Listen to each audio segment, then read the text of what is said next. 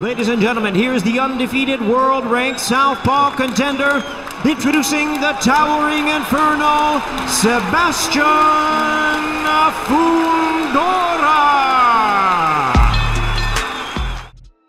Una superestrella en ascenso, actual campeón mundial unificado en el peso super welter, con un impresionante récord de 22 victorias, 14 de ellas por la vía del knockout.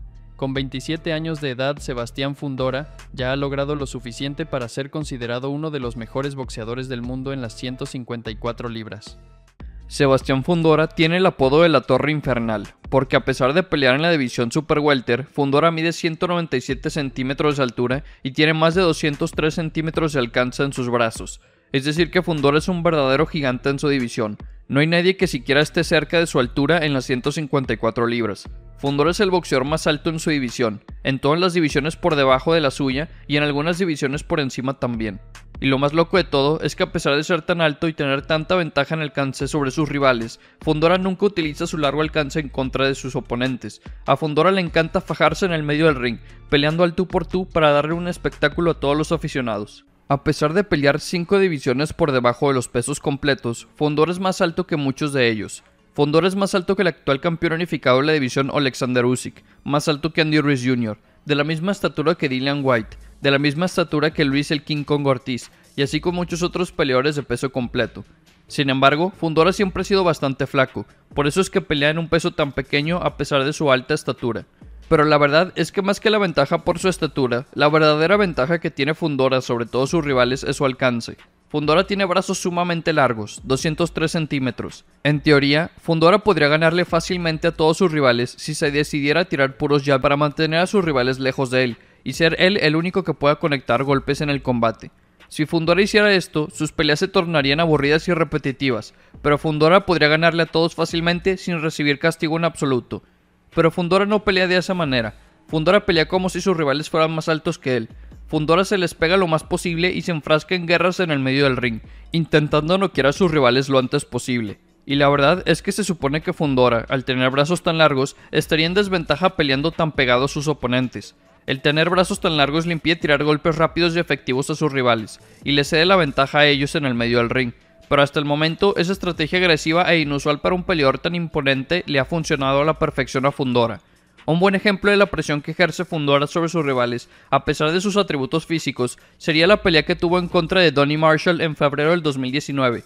Fundora subió al ring con un récord de 11 victorias consecutivas y Marshall con un récord de 10 victorias consecutivas. Ninguno había probado la derrota.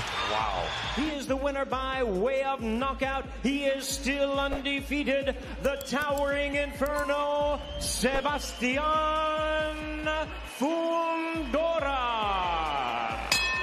Fundora había dicho que para ese combate en contra de Marshall, él iba a intentar aprovechar su largo alcance, pero rápidamente se vio cómo Fundora no hizo nada de eso. Fundora persiguió y presionó a un Marshall que no sabía cómo lidiar con la Torre Infernal. Fundora pudo haber optado por tirar pocos golpes, pelear caminando hacia atrás e ir contragolpeando a su rival, dejándolo fuera de alcance con un jab cada vez que se intentara acercar. Pero Fundora no hizo eso, sino todo lo contrario. Persiguió a Marshall y lo lastimó hasta que el afroamericano ya no pudo continuar.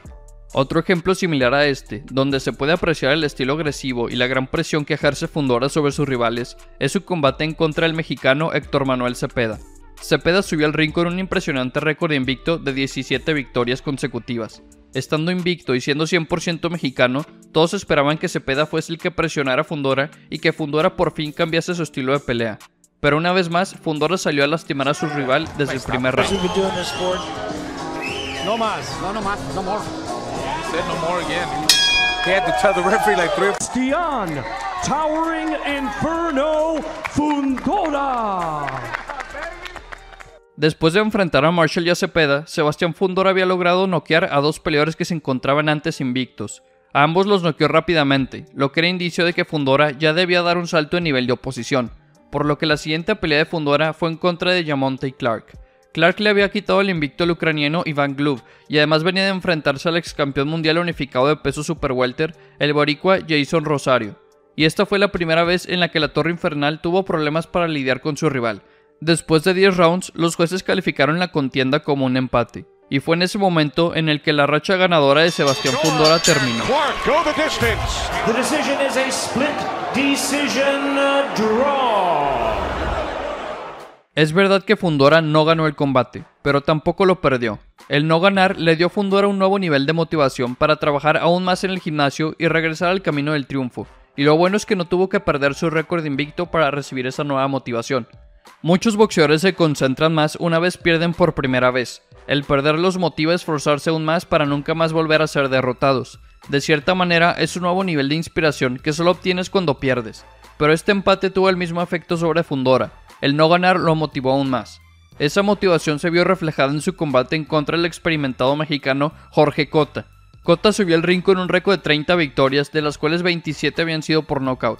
Es decir que Cota claramente tenía mucho poder en sus manos. Además, las únicas derrotas de Cota habían sido en contra de rivales de élite en la división, como el actual campeón Germán Charlo, el también mexicano Marco Antonio El Veneno Rubio, el invicto Erickson Lubin, y además también tuvo una pelea muy cerrada en contra del ex campeón Jason Rosario. Se esperaba que un peleador que le dio problemas a Rosario, que tenía muchísima más experiencia que su rival y que además tenía dinamita en sus manos, le diese muchísimos problemas a un Sebastián Fundora que solía pelearle al tú por tú a todos sus rivales. Pero Cota no le duró ni 4 rounds a la Torre Infernal. He is the winner by way of knockout. He is still undefeated. He is now the WBC Super Welterweight World Title Eliminator Victor, the Towering Inferno, Sebastián Fundora. Hasta ese punto en su carrera, Sebastián Fundora mantenía un récord de 18 victorias, 12 knockouts y solamente un empate. Y Fundora ya se había probado en contra de muchos rivales invictos, rivales experimentados, rivales con pegada y rivales con buena defensa. Por eso es que Fundora se ganó la oportunidad de su vida. El pasado 9 de abril de 2022, Sebastián Fundora se enfrentó al martillo Erickson Lubin, una pelea por el campeonato interino del CMB en el peso super welter. Lubin es un peleador de élite que es reconocido por su gran boxeo y por su gran pegada. Lubin recién venía de ganarle al ex campeón Jason Rosario. En el papel, esta pelea entre Fundora y Lubin era una pelea extremadamente pareja, una pelea 50-50 donde cualquiera podía ganar.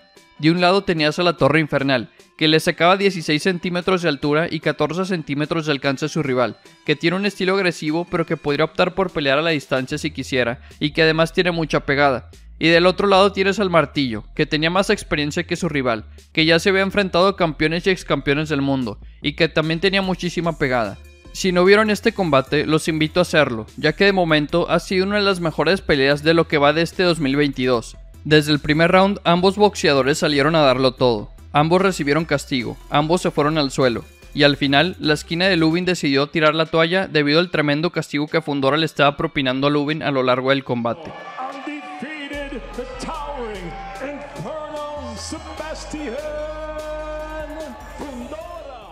El 30 de marzo de 2024, el T-Mobile Arena de Las Vegas fue escenario de una de las peleas más intensas y dramáticas del boxeo reciente.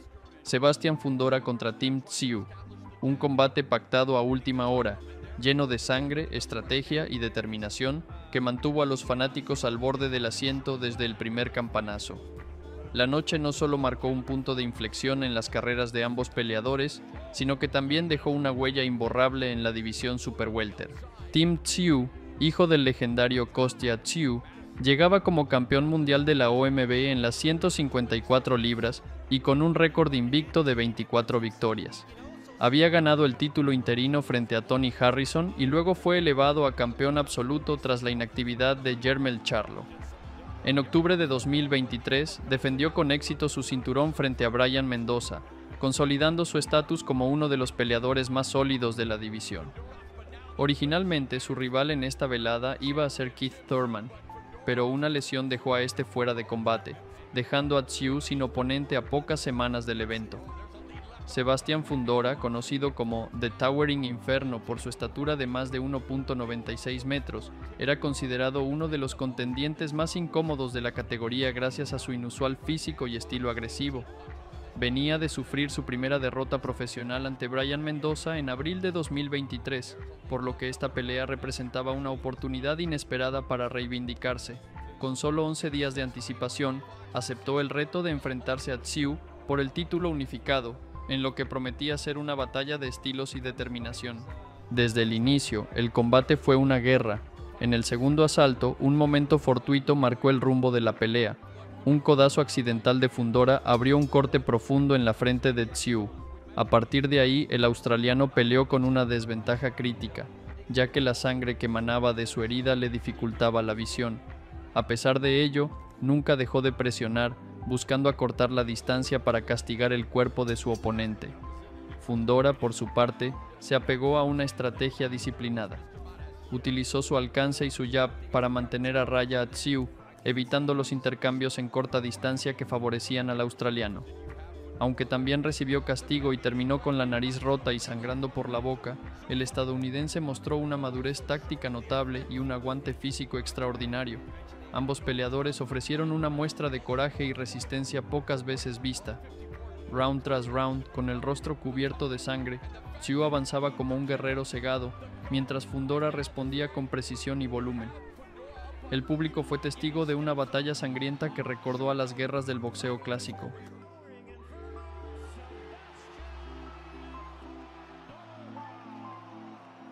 Tras 12 asaltos brutales, la decisión de los jueces fue dividida. 2 tarjetas a favor de Sebastián Fundora, 116-112 y 115-113, y una para Tszyu, 116-112. Con esto, Fundora se coronó campeón unificado del peso super welter, consiguiendo los títulos del CMB y la OMB. Fue una victoria que lo redimió tras su primera derrota profesional y lo colocó en la cima de la división.